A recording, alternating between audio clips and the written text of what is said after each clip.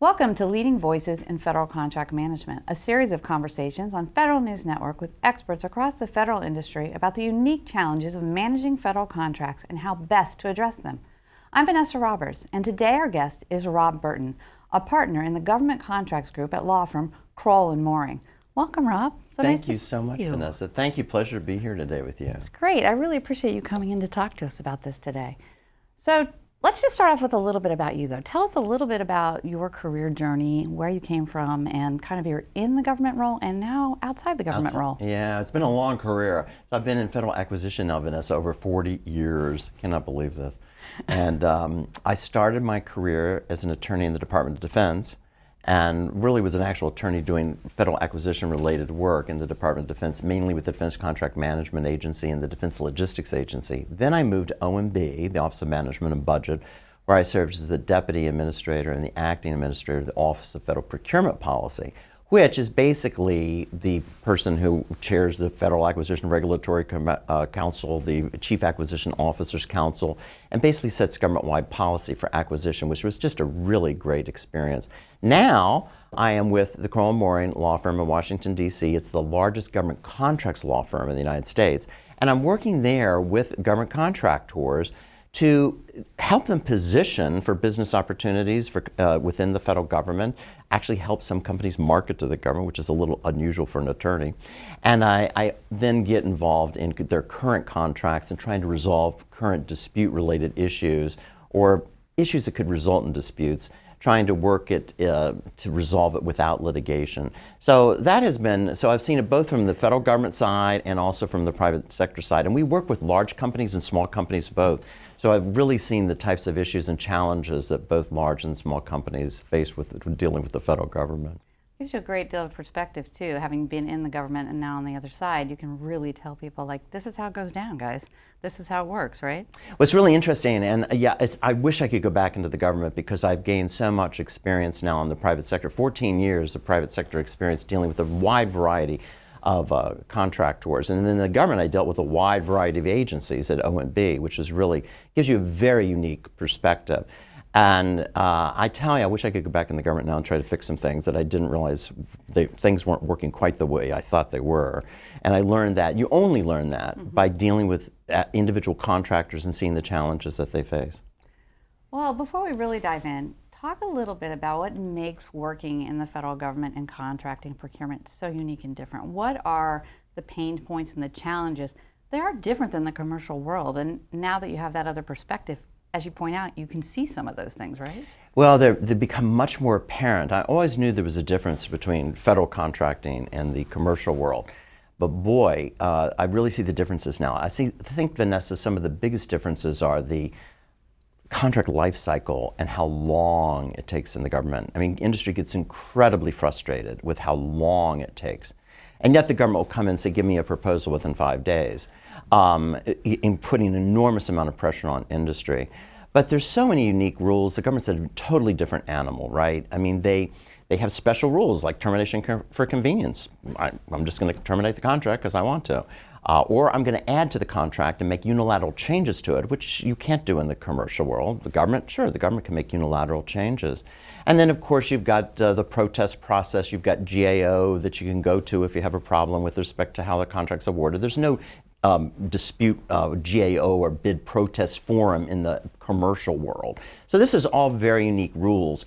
But I think some of the biggest challenges is the system is just so distant. You know, the government doesn't communicate. The government doesn't really engage with industry. Very different in the commercial world, where partnership is very much a part of the culture. In the government, not so much. And the government has this view still to this day. We've been working on it for decades, but still to this day, an idea of arm's length. I really can't talk to you, even though you're my business partner. And it really hurts with respect to doing adequate market research, with respect to doing adequate contract administration. If you don't have that dialogue, routine and robust dialogue, it makes it very, very difficult to deal with the federal government. So is that one of the challenges you see that people bring up the most? Like they really literally do not know how to communicate and keep track of what's happening with these projects?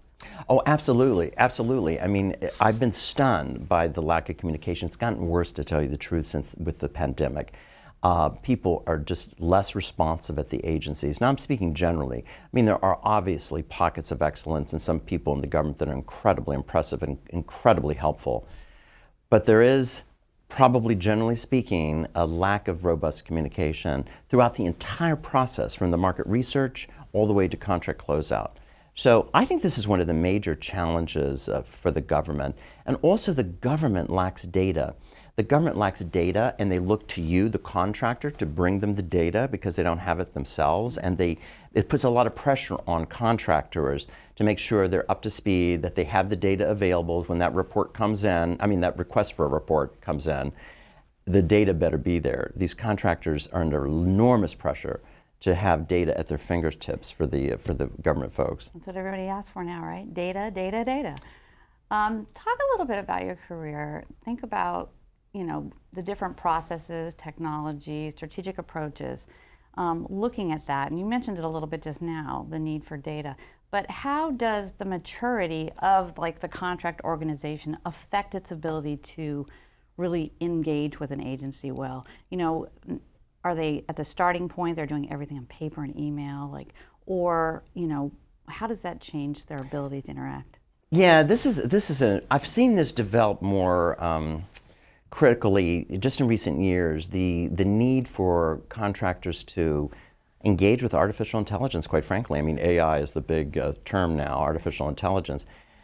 The government doesn't do it well. And there are pockets of excellence where the government is trying to utilize artificial intelligence in a much more robust way.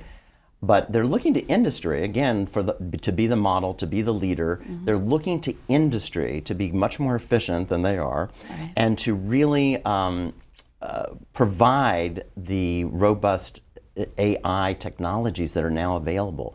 I have been so impressed with some of the contractors I've been working with respect to the technology they've used and how they have basically used a cloud platform to monitor the acquisition process from the very beginning to the very end. Market research, response to the proposal, the contract award, and then contract closeout. The whole process is automated, and it is incredibly impressive how they can bring data to life just very quickly. And of course, this is what the government's looking for, right? The government's looking for contractors that have this ability, especially when they may not have that ability. And so they're relying more on contractors to bring that forward. And let's face it, contractors are much more competitive in this world today if they can utilize very impressive and innovative AI technology. It's just the way it's going to be. Right. But the government is still back 50 years, still doing paper processes and yeah. I mean, and I was surprised about that, Vanessa. I was surprised because I did not realize how far behind the government is with respect to some of these basic technology advancements. But do you think that by the partnership of some of these contractors with agencies, it's actually helping the government also move forward, because they do want to do these things? They definitely do want to be a center of excellence for contracting, but they do have a lot of unstructured data, to your point. They have a lot of paper. They have a lot of complex requirements that have to be considered. Do you see the vendors actually moving the government forward a little bit? Oh, absolutely, absolutely.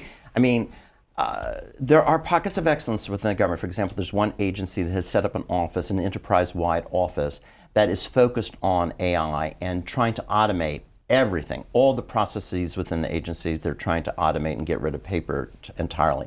But that is an exception to the rule. Most agencies are really behind, and they're basically contracting this out. They're basically asking contractors to do what arguably, they should be doing. So contractors are getting the data. They're basically operating the project without that much government assistance. And so the government is looking for competitive purposes. Do you have the skill set? Do you have the automated technology? Can you do all of this?